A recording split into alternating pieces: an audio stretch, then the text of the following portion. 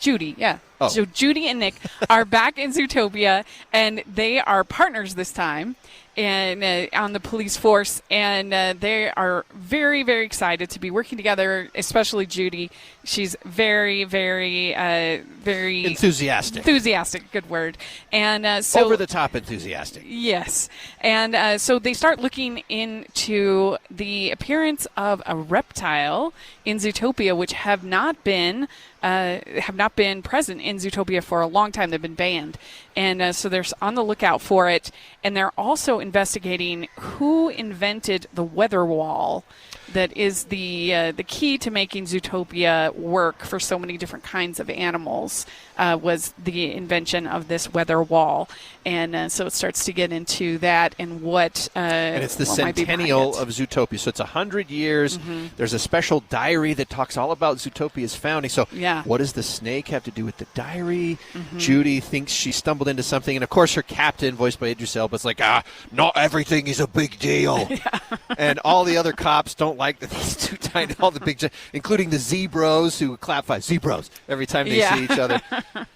But but there's some puzzle, there's some mystery, there's some twists. You know, they did a good job, I think, of figuring out a story, a reason to bring everybody back, because the first one kind of felt self-contained. So what are you going to do to follow it up? But it makes so much sense, because if you think about detective stories, like, you just have another case. And that's what they did. And I was really glad that they didn't lean into the allegory that they had in the first one. Of predator and prey. Yes, because I think that worked for the first one. But if they tried to do that again, I think it would just feel tired and, we're just rinse and repeating. But there's a slight message. There's some things going on with the reptiles, but lighter and less, and it just makes it feels more fresh. And so we've got a great voice cast. I mean, we mentioned Jennifer Goodwin and Jason Bateman. Basically, they brought back the whole cast of the first Zootopia. Yeah, which is nice. And then they have Ke Huy Quan as Gary the Snake, and so that's fun. And Your my name is favorite, Gary the Snake? Gary the Snake. Yeah, it turns out it really is. And my favorite was Fortune Feimster as Nibbles. Nibbles Maple Stick. She's a podcasting beaver, a conspiracy theorist, and it's just as funny as it sounds. She's my spirit animal, I think. I just liked having Patrick Warburton there as Mayor Wayne Dancer. He was really funny. He's a former action star turned mayor politician. Nate Torrance is back as Clawhauser. Danny Trejo makes an appearance. Quinta Brunson. I mean, I was looking through the credits, and it went so fast, and I'm like, wait. They were in it, too. Jean Reno is back. Alan Tudyk.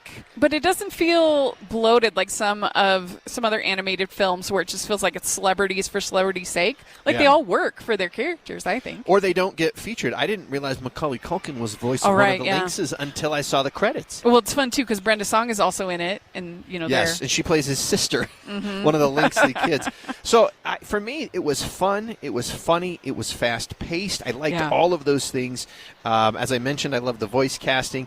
I thought the story was easy enough for a kid to follow, but with a few twists I didn't necessarily see coming.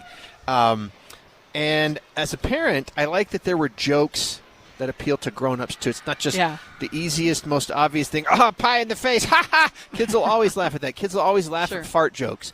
But this one had funny jokes that you're just like, oh, I get that.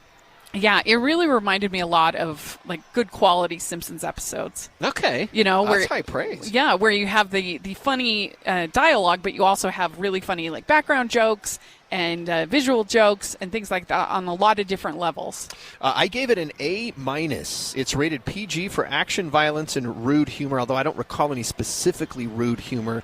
It must have been like a bodily function joke of some kind, but I don't recall anything specific, and it did get a PG rating. What was your grade? Did you give it a grade, or did you just go fresh? I mean, I would go fresh. I think I'm the same. I really enjoyed it. I was pleasantly surprised. It's my favorite of the mysteries we're going to talk about today. Okay, okay, so maybe we will break your streak. I have a feeling your streak's going to get broken at some point today on the show. So that is our big movie of the week, Zootopia.